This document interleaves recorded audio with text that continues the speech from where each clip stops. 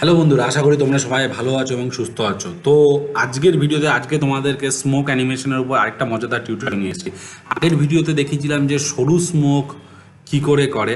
আজকে তোমাদেরকে দেখাবো যে মোটা মানে কোনো কলকারখানার ভিতর থেকে যে স্মোক বেরোয়, যে অনেকটা করে বেরোয়, সেই ধরনের স্মোক কি করে তৈরি করে। তো দেরি না করে শুরু করা যাক আজকের ভিডিও। তো সবার প্রথম দেখো, আমি একটা পেজ নিয়েছি খুব সুন্দরভাবে।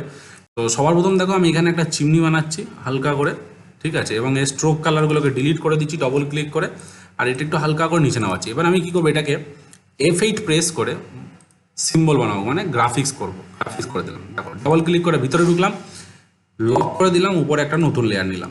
নেওয়ার পরে আমি কি করব, এইখানে আমি একটা সার্কেল বানাবো, কারণ চিমনির সার্কেল।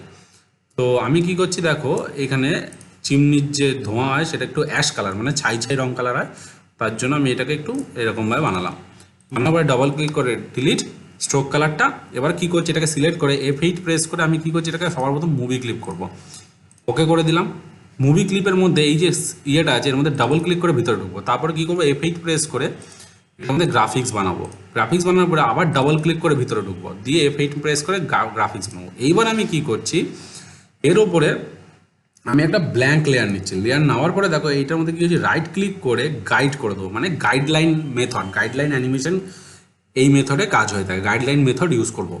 এবার আমি কি করবো, এই যে নিচের লেয়ারটা এটাকে ধরে জাস্ট এই কোনায় টাচ করে দেবো। টাচ করাতে কি হলো দেখো, এটা গাইডলাইনে চলে আসলো, মানে এর আন্ডারে এ চলে এলো। এবার উপর লেয়ারটা সিলেক্ট করব, স্ট্রোক কালারটা একটু ব্ল্যাক নিচ্ছি, আর কি করব, এর লাইনটার মধ্যে আমি ডিজাইন করবো এরকম, মানে ধোঁয়াটা এখানে এসে শেষ হয়ে যাবে।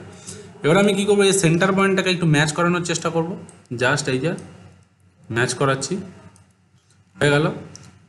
2 সেকেন্ড অবধি F6, এই যে F6, দূরে গিয়ে সার্কেলটাকে এখানেও ম্যাচ করাবো, ঠিক আছে, ম্যাচ করালাম। আর কি করবো, এর আলফাটা মানে এর ওপাসিটা কমো, তার জন্য কি করবো, যে কালার এফেক্টস, ডান দিকে যে কালার এফেক্টস আছে, ঠিক আছে, এখানে ক্লিক করব, করার পরে আলফাটাকে 0 করে দেবো, এখান থেকে 0 করে দেবো, তারপর 0 হয়ে গেলো। এবার আমি কি করব, এইখানে এই যে লেয়ার ওয়ানে কি করবো, রাইট ক্লিক করে ক্রিয়েট ক্লাসিটিন। দেখো কি হলো, দেখো খুব সুন্দরভাবে গাইডলাইন ফলো করে এগোচ্ছে, ঠিক আছে। এবার আমি কি করবো, একটা স্টেপ বাইরে আসবো, এই যে সিম্বল 4-এ ক্লিক করলাম, 2 সেকেন্ড অবধি F5 মেরে দিয়েছিলাম, ভিতরে F5 মারলাম, তাহলে ভিতরে অ্যানিমেশনটা দেখতে পাচ্ছি আমরা। এবার আমি কি করবো, এটাকে Ctrl+C মারবো, Ctrl+C-তে copy, Shift+Ctrl+V paste in front, Shift+Ctrl+V মারলে পেস্ট ইন ফ্রন্ট হয়। তারপর কি করব, এই যে লুপ আছে না, লুপের এখানে গিয়ে আমি জাস্ট এটাকে মিডিল লেফট মাউস ধরে একটা ফ্রেম বাড়িয়ে দিলাম। তোমরা কিন্তু Ctrl+C Ctrl+V মারবে না, Ctrl+C মেরে Shift+Ctrl+V মারবে, ঠিক আছে। আবার কি করছি, Ctrl+C Shift+Ctrl+V, আবার এটাকে হালকা করে আরেকবার একটা স্টেপ বাড়িয়ে দিলাম। আবার আমি একবার কপি করে নিয়েছি, তার জন্য আমি আর বারবার কপি করছি না, আমি তার জন্য বারবার Shift+Ctrl+V মেরে এগোচ্ছি, Shift+Ctrl+V পেস্ট। আবার দেখো এই ফ্রেমটায় একটা ফ্রেম আবার এগোলাম, আবার Shift+Ctrl+V।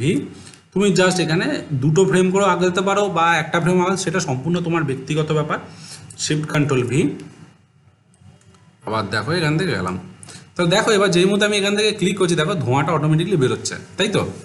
আবার কি করছি, সিম্বল 3 আবার ডাবল ক্লিক করে বাড়ি চলে আসলাম। আবার এখানে কি করব, 2 সেকেন্ড অবধি F5,